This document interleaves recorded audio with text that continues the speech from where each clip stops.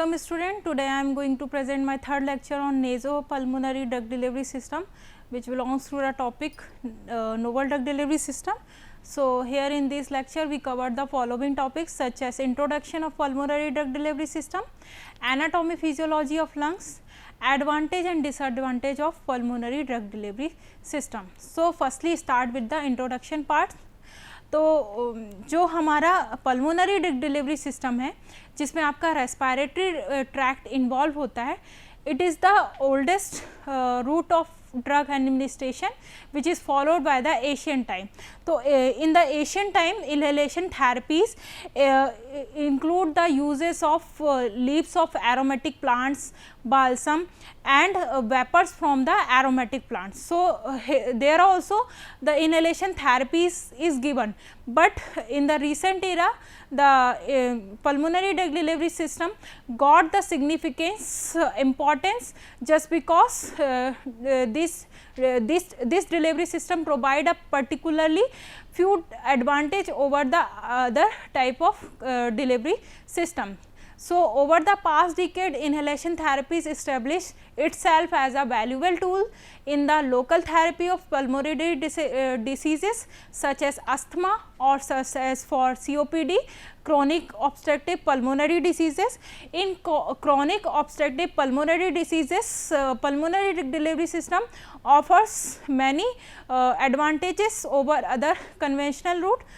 Conventional drug delivery system routes such as it minimize the systemic side effect associated with the drug delivery system, provide the fast drug response as well as minimize the required dose size by the other route of administration. So, this type of drug delivery application is a clear form of targeted drug delivery system for the local action at the site of application. So, let us come to the comparison part.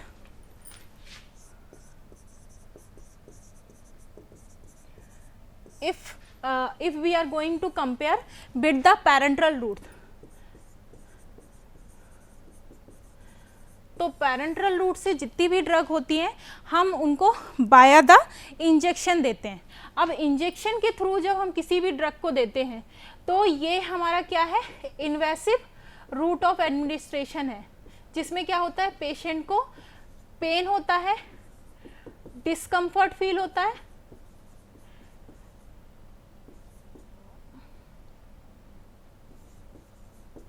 And further sometimes क्या होता है कि हमें जो parenteral drug administration के लिए जब injection की फॉर्म में किसी भी थिंग को चूज़ करना है तो उस केस में हमें जो निडल चाहिए, जो निडल एंड सीरीज हम यूज़ कर रहे हैं वो हमें चाहिए कि स्टेराइल हो.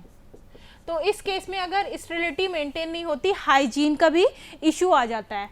एंड फर्दर अगर स्टेरिलिटी मेंटेन नहीं है तो ब्लड प्रोन डिसीजेस के भी चांसेस होते हैं. एंड फर्दर क्या होता है कि समटाइम्स पेशेंट को पेन फील होता है, डिस्कम्फर्ट फील होता है, तो वो समटाइम्स या तो इरेगुलर ट्रीटमेंट लेता है कि कभी अवॉइड कर देता है इंजेक्शन लेना, कभी लेता है, या फिर टोटली रिमूव कर देता है ट्रीटमेंट लेना. तो इस केस में फर्दर हमारा जो डोज होता है उसकी फ्रिक्वेंसी रिड्यूस हो जाती है एंड फर्दर डोज का प्रॉपर इफेक्ट नहीं हो पाता. ऐसे ही हम ओरल रूट ऑफ एडमिनिस्ट्रेशन की बात करेंगे.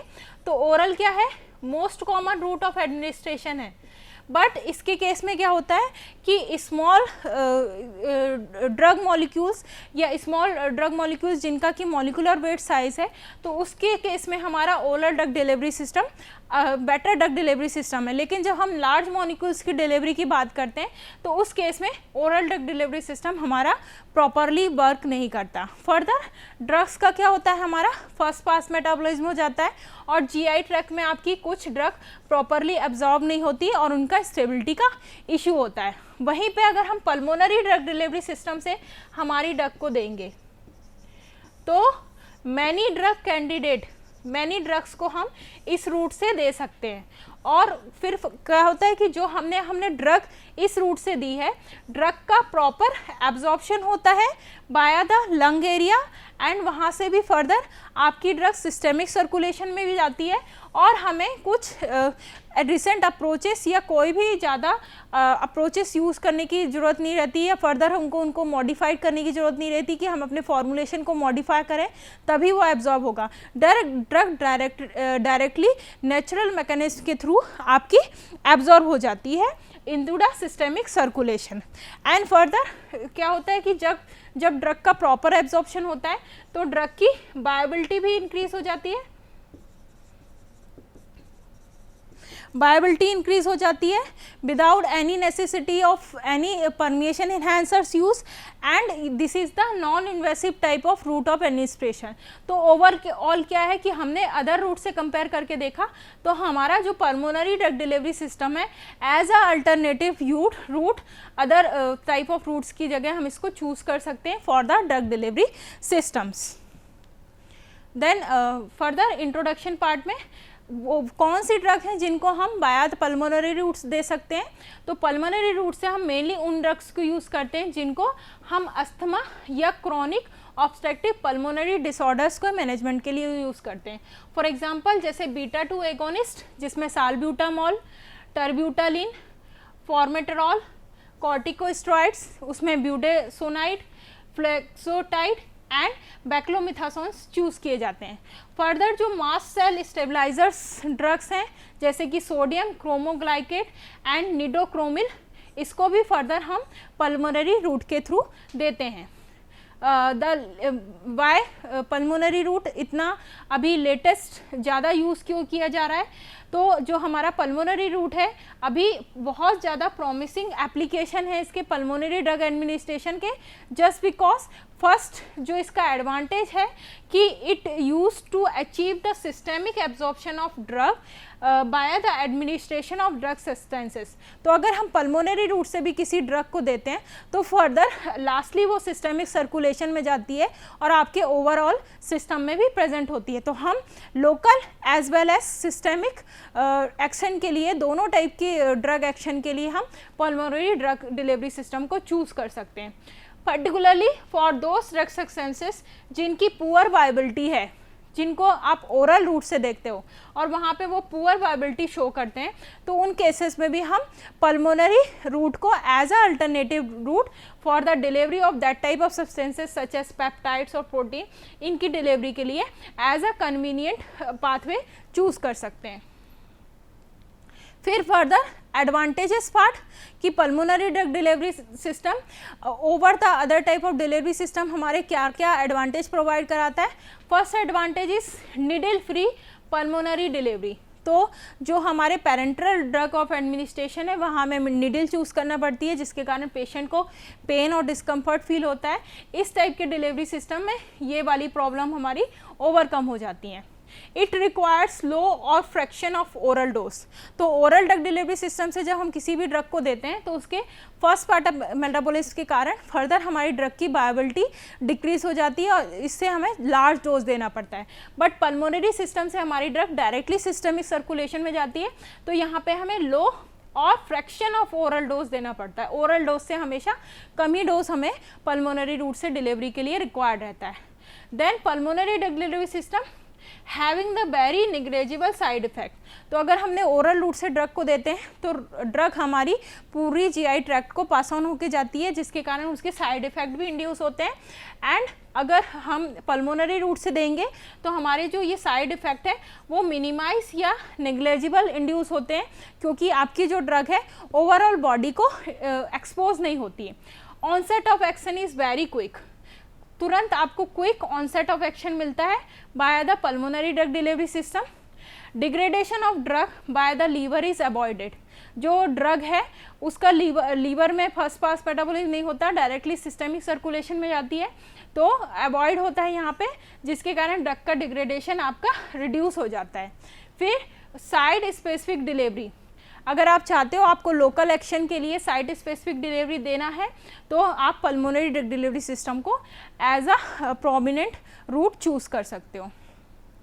Then come to the limitation parts कि फर्स्ट लिमिटेशन क्या है कि हमेशा आपको कॉम्प्लेक्स डिलीवरी डिवाइसेस चूज़ करना पड़ती हैं ताकि आप अपने डोसेस फॉर्म को पल्मोनरी रीजन तक डिलीवर्ड करा सको। इसमें हम आगे पढ़ेंगे जब हम डिलीवरी डिवाइसेस पढ़ेंगे, जिसमें आपको निबुलाइज़र यूज़ करना है, मीटर डोज इन्हेलर्स यूज़ करना है, deep pulmonary deep powder inhalers use करना है। तो ये कॉम्प्लेक्स डिवाइसेस होती हैं और कॉस्टली होती हैं, जिसको फर्दर चूज़ किया जाता है आपकी ड्रग्स को टारगेट करने के लिए एयरवे रीजन में और इन द लंग रीजन के। फिर सेकेंड है एरोसॉल डिवाइसेस। अब जो पल्मोनरी ड्रग डिलीवरी सिस्टम में हम ड्रग्स को देते हैं तो हमेशा जब डिवाइसेस के साथ यूज़ करते हो तो जो फॉर्मुलेशन है हमें एरोसोल की फॉर्म में देना पड़ती है, और एरोसोल को डिलीवर करने के लिए जो डिवाइसेस यूज़ करना पड़ती हैं उनको डिफ़िकल्ट होता है यूज़ करने के लिए। तो every patient is not eco friendly with every type of technical devices. तो उसके पहले हमें उसकी काउंसलिंग करना पड़ती है, उसको बताना पड़ता है कि इसको कैसे यूज़ करना है, क्योंकि वो थोड़ी कॉम्प्लिकेटेड डिवाइसेस होती हैं। तो हर पेशेंट आपका इन टाइप की डिवाइसेस के लिए फ्रेंडली नहीं होता है। फिर various factor affect the reproducibility of drug delivery to the lungs. अब कुछ ड्रग्स से रिलेटेड फैक्टर होते हैं, कुछ लंग्स और एयरवेज की फिजियोलॉजी से रिलेटेड फैक्टर होते हैं, कुछ फार्मास्यूटिकल फैक्टर होते हैं जो आपकी डोसेस फॉर्म या डिलीवरी सिस्टम की वर्किंग को अफेक्ट करते हैं, जिसमें आते हैं फिजियोलॉजिकल फैक्टर।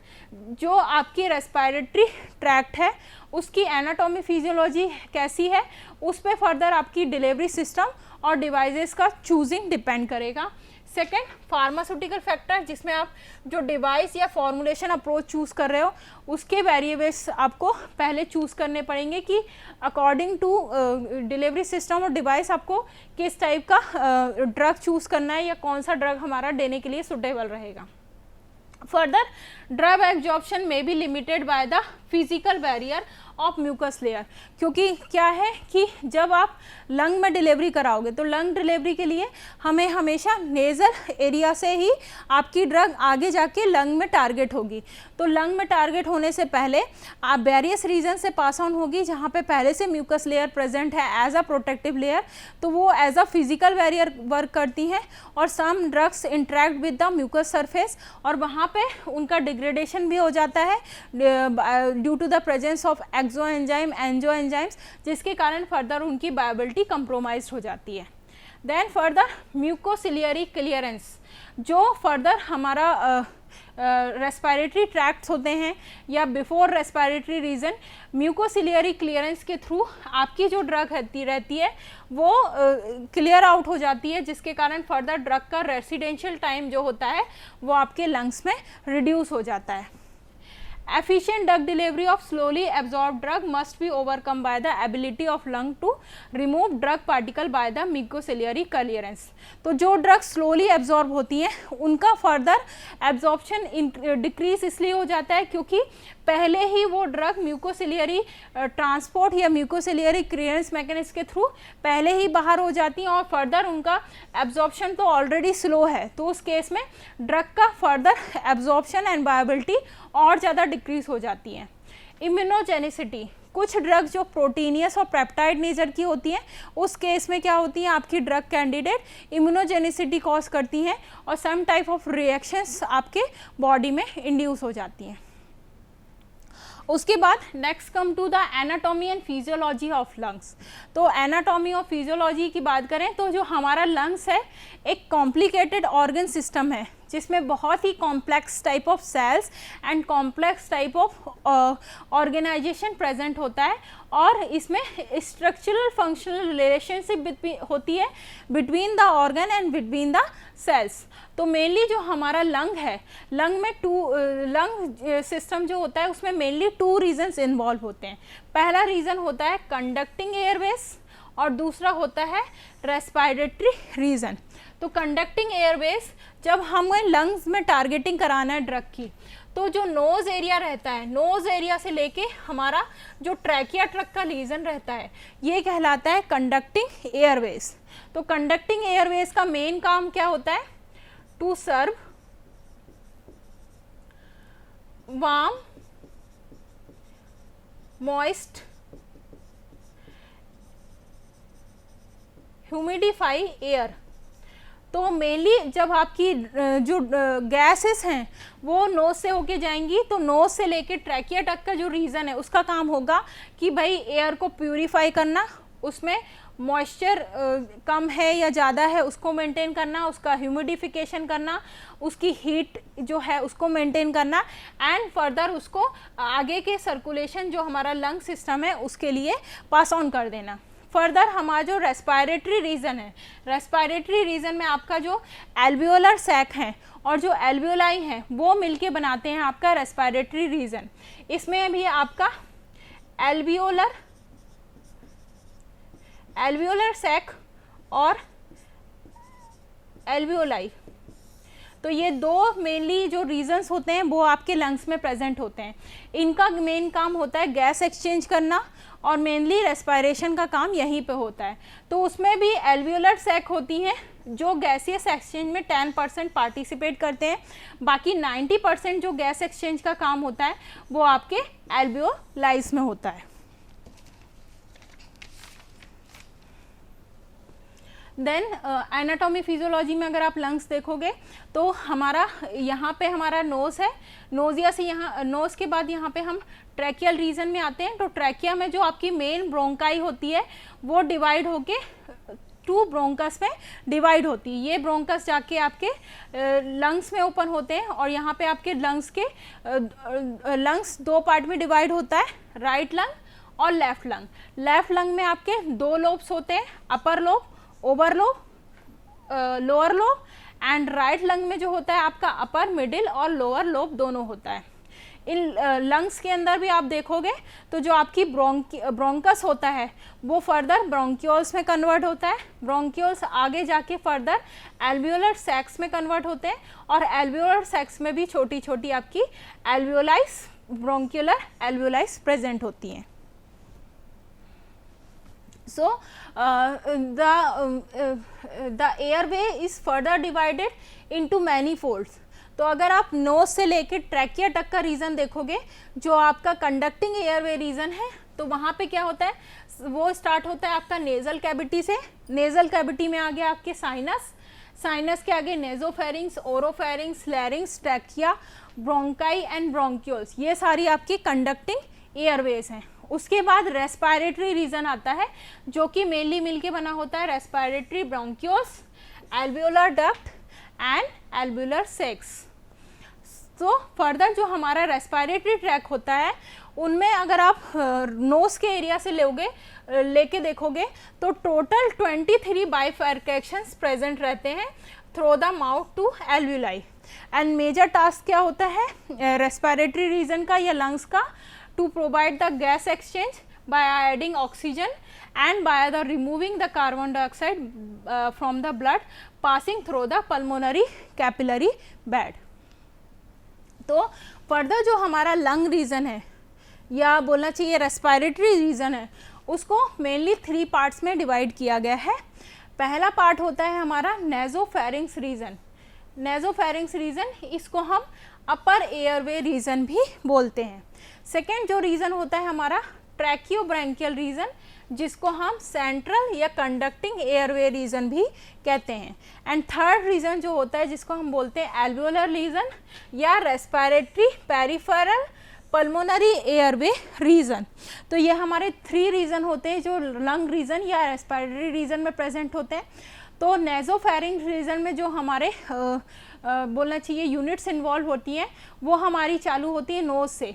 नोज में हमारा frontal sinus, spheroidal sinus, middle terminate, inferior terminate, nasopharynx, oropharynx, लैरिंग्स, ये सब मिलके आपका अपर एयरवे या नेजोफेरिंग्स रीजन बनाते हैं। सेकेंड जो होता है हमारा ट्रैकियोब्रैंकियल रीजन, इसमें जिसको आप सेंट्रल या कंडक्टिंग एयरवेज भी बोलते हो, इसमें आपके ट्रैकिया डिवाइड होते हैं 2 ब्रोंकस में जिनको मेन ब्रोंकस बोलते हैं। इन ब्रोंकस की भी फर्दर ब्रांचिंग होती है जो लार्ज सब सेगमेंटल ब्रोंकस में कन्वर्ट होते हैं। ये ब्रोंकस भी आगे जाके स्मॉल ब्रोंकस में ओपन होते हैं और स्मॉल ब्रोंकस फर्दर डिवाइड होके ब्रोंक्यूल्स में कन्वर्ट होते हैं और इन ब्रोंक्यूल्स की भी ओपनिंग होती है टर्मिनल ब्रोंक्यूल्स में। And further terminal bronchioles open होते हैं रेस्पिरेटरी ब्रोंक्यूल्स में, और रेस्पिरेटरी ब्रोंक्यूल्स फर्दर लास्ट में जाके एल्वियोलर डक्ट और एल्वियोलर सैक बनाते हैं। तो ये जो हमारा सेकेंड रीजन है उसमें ट्रैकिया से लेके ब्रोंकियल तक का रीजन कहलाता है, इसको सेंट्रल या कंडक्टिंग एयर बोलते हैं। एंड थर्ड रीजन जो होता है हमारा एल्वियोलर रीजन, इसमें आपके ब्रोंकियल से लेके एल्वियोलर डक्ट और सैक तक का रीजन इन्वॉल्व होता है। देन फर्दर हमारी आता है पल्मोनरी एपिथेलियम। अब हमने बाहर का रीजन पढ़ लिया कि 3 रीजन्स का बना होता है, फिर हम इंटरनल स्ट्रक्चर देख रहे हैं। इंटरनल स्ट्रक्चर में आप देखोगे तो हमारा लंग्स में क्या मेनली इन्वॉल्व होती हैं, ब्रोंकाई, ब्रोंक्यूल्स एंड एल्वियोलाइज, और सभी ने डिफरेंट टाइप की सेल्स प्रेजेंट होती हैं। तो ओवरऑल लंग्स में हमारे 40 टाइप की सेल्स प्रेजेंट होती हैं, 40 टाइप की सेल्स प्रेजेंट होती हैं, और हर रीजन में एक पर्टिकुलर टाइप की सेल्स प्रेजेंट होती हैं। फॉर एग्जांपल जैसे ब्रोंकाई, जो हमारा ब्रोंकियाई रीजन है उसमें प्रीडोमिनेंटली हमारे सीलिएटेड और गॉबलेट सेल्स प्रेजेंट होती हैं। उसके अलावा serous, brush, basals, Clara cells भी होती हैं, फ्यू क्लारा सेल्स भी प्रेजेंट होती हैं यहाँ पे। तो मेनली जो प्रीडोमिनेंटली हमारे प्रेजेंट है सीलिएटेड और गॉबलेट सेल्स प्रेजेंट होती हैं। तो सीलिएटेड सेल्स का मेन काम क्या होता है कि ये सीलिएटेड सेल, इनमें सीलिया प्रेजेंट होते हैं इसलिए ये सीलिएटेड होती हैं। इनका मेन काम होता है माइक्रोब्स, डिबेरिस और अदर टॉक्सिक सब्सटेंस जो हैं उनको एयरवे से रिमूव आउट करके निकाल के बाहर कर देना। दूसरी होती है हमारी गॉबलेट सेल्स। गॉबलेट सेल्स का मेन काम होता है म्यूकस का सिक्रीशन करना। ये म्यूकस सिक्रीट करती हैं ताकि आपके ब्रोंकाई रीजन में एक प्रोटेक्टिव म्यूकस लेयर प्रेजेंट रहे, और इस म्यूकस लेयर में फर्दर अगर माइक्रो ऑर्गेनिज्म प्रेजेंट है तो म्यूकस में ट्रैप होके आपके उसी रीजन में रह जाएं और फर्दर आगे जाके इन्फेक्शन कॉज ना करें। फर्दर इसमें बेसल सेल्स भी प्रेजेंट होती हैं। बेसल सेल्स क्या होती हैं कि they are the mainly responsible for the injury. तो अगर आपके ब्रोंकियल रीजन में कोई इंजरी होती है तो बेसल सेल जाके तुरंत उन इंजर्ड सेल को रिमूव करके उसकी जगह हेल्दी सेल्स का प्रोडक्शन करती हैं और हेल्दी एनवायरनमेंट प्रोवाइड कराती हैं। उसके बाद ब्रश सेल्स भी प्रेजेंट होती हैं। ब्रश सेल्स ये आपकी इनमें बहुत सारे माइक्रोब्लाइस प्रेजेंट होते हैं। एक ब्रश सेल में 120 से लेके 140 तक माइक्रोब्लाइस प्रेजेंट होते हैं, और ब्रश सेल्स का मेनली काम जो होता है कि ये जाके हमारे जो माइक्रोब्स वगैरह हैं उनको रिमूव आउट करती है, और म्यूकस का जो बोलना चाहिए कि एकदम यूनिक बोलना चाहिए distribution throughout the bronchial region करती हैं। सेकेंड रीजन जो होता है ब्रोंक्यूल्स का, तो ब्रोंक्यूल्स में मेनली आपके सीलिएटेड और क्लारा सेल्स प्रेजेंट होती है। तो जैसे जैसे हम ब्रोंकाई से ब्रोंक्यूल्स रीजन में जाएंगे हमारे जो ये बोलना चाहिए गॉबलेट सेल्स या सीरस सेल्स होती हैं वो कम होती जाती हैं, और यहाँ पे सीलिएटेड और क्लारा सेल्स का जो नंबर होता है वो इंक्रीज होने लगता है। तो यहाँ पे mainly predominantly Clara sales present होती हैं। क्लारा सेल्स क्या होती हैं, ये नॉन सीलिएटेड टाइप की सिक्रीटरी सेल होती हैं। इनका मेन काम होता है टू सिक्रीट द सर्फेक्टेंट। तो मेनली ये सर्फेक्टेंट ए, बी और डी सिक्रेट करती हैं, एज वेल एज जो हमारी क्लारा सेल होती है सेल स्पेसिफिक प्रोटीन भी सिक्रेट करती हैं, और इनका मेन काम होता है जिनोबायोटिक्स का जिनोबायोटिक्स या टॉक्सिक सब्सटेंस जो होते हैं उनका मेटाबॉलिज्म करना और उनको रिमूव आउट करना। फिर फर्दर लास्ट रीजन जो हमारा होता है वो होता है एल्वियोलर रीजन। हमारे एल्वियोलर रीजन में क्या होता है, कोई भी म्यूकस सेल्स प्रेजेंट नहीं होती। इस रीजन में डिवॉइड ऑफ म्यूकस सेल्स होता है, और यहाँ पे हमेशा flattened epithelium simple squamous sales present होती हैं, जो इनका थिकनेस 0.1 से लेके 0.5 माइक्रोमीटर तक रहता है। तो यहाँ पे mainly 2 types of cell present होती हैं, type 1 pneumocytes and type 2 pneumocytes. तो टाइप 1 न्यूमोसाइट्स हमारी जो है वो ये है, एंड टाइप 2 न्यूमोसाइट्स जो है वो ये हैं। तो टाइप 1 न्यूमोसाइट्स क्या होती हैं, ये सिंपल थिन स्क्वामस सेल्स होती हैं जो एल्वियोलर रीजन का 93% एरिया ऑक्यूपाई करती हैं।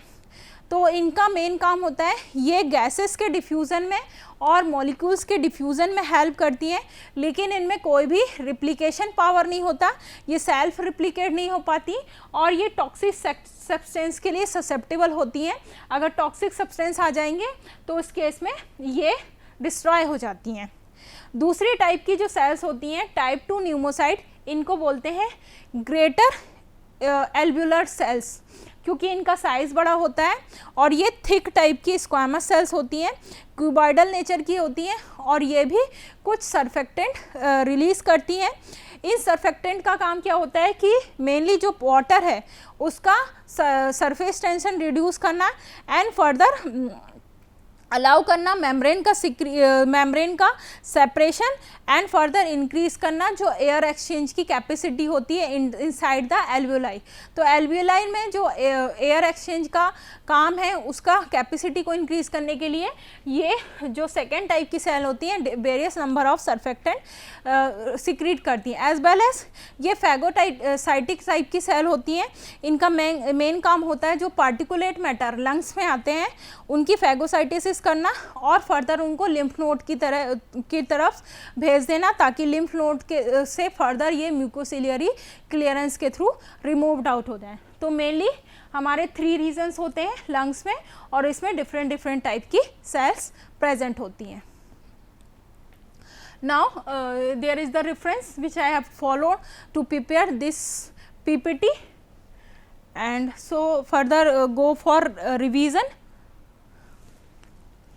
तो इस टॉपिक में हमने 3 टॉपिक्स कवर किए। पहला इंट्रोडक्शन पार्ट कि पल्मोनरी ड्रग डिलीवरी सिस्टम क्या होता है, क्यों चूज़ किया जाता है and further advantage disadvantage and pulmonary system में जो हमारे रीजन्स प्रेजेंट हैं उनकी एनाटॉमी फिजियोलॉजी कैसा होती है। तो इंट्रोडक्शन पार्ट में मैंने बताया कि हमारा जो पल्मोनरी सिस्टम है जिसमें इन्हेलेशन थेरेपी देते हैं हम, वो बहुत एशियन टाइम से चल रही है, लेकिन अभी उसका सिग्निफिकेंस इसलिए इम्प्रूव हो रहा है क्योंकि अदर रूट ऑफ एडमिनिस्ट्रेशन जो है उनसे कुछ ड्रग कैंडिडेट हैं जिनको हम डिलीवर नहीं करा सकते, तो उस पर्पज़ के लिए हम पल्मोनरी ड्रग डिलीवरी सिस्टम को चूज़ करते हैं। तो मार्केट में अभी आप देखोगे तो according to literature survey currently market में 25 ड्रग सब्सटेंस हैं जो कि इन्हेलेशन एरोजोल्स की फॉर्म में दिए जाते हैं for the local pulmonary effect and same number of molecule still are in clinical trial जो पल्मोनरी ड्रग डिलीवरी के लिए डेवलप किए जा रहे हैं। उसके बाद हमने कंपैरिजन देखा था कि हमारा जो पल्मोनरी ड्रग डिलीवरी सिस्टम है वो ओरल और पैरेंटल ड्रग डिलीवरी सिस्टम से बेटर क्यों है। फिर पल्मोनरी ड्रग डिलीवरी सिस्टम हमको क्या एडवांटेज प्रोवाइड कराता है कि इससे हम सिस्टेमिक एब्जॉर्प्शन हमें सिस्टेमिक एब्जॉर्प्शन गेन होता है for number of drug substances के लिए एंड सेकेंड जो ड्रग्स हमारी पुअरली एब्जॉर्ब होती हैं बाय ओरल एडमिनिस्ट्रेशन उनको भी हम इस रूट से दे सकते हैं। देन हमने एडवांटेज देखे, लिमिटेशंस देखे एंड एनाटॉमी पार्ट में हमने देखा कि लंग्स जो होता है हमारा मेनली 2 रीजन्स का बना होता है। कंडक्टिंग एयरवे, हमारा नोज से लेके ब्रोंकियोल्स तक का जो रीजन होता है वो कंडक्टिंग एयरवे होता है और इसका काम होता है वार्म, मॉइस्ट और ह्यूमिडिफाइड एयर लंग्स के लिए फर्दर प्रोवाइड कराना। एंड रेस्पिरेटरी रीजन में हमने हमारे ब्रोंकियोल से लेके एल्वियोलर सैक और एल्वियोलाई तक का रीजन प्रेजेंट होता है। इसमें एल्वियोलर सैक 10% गैस एक्सचेंज करती है जबकि एल्वियोलाई 90%।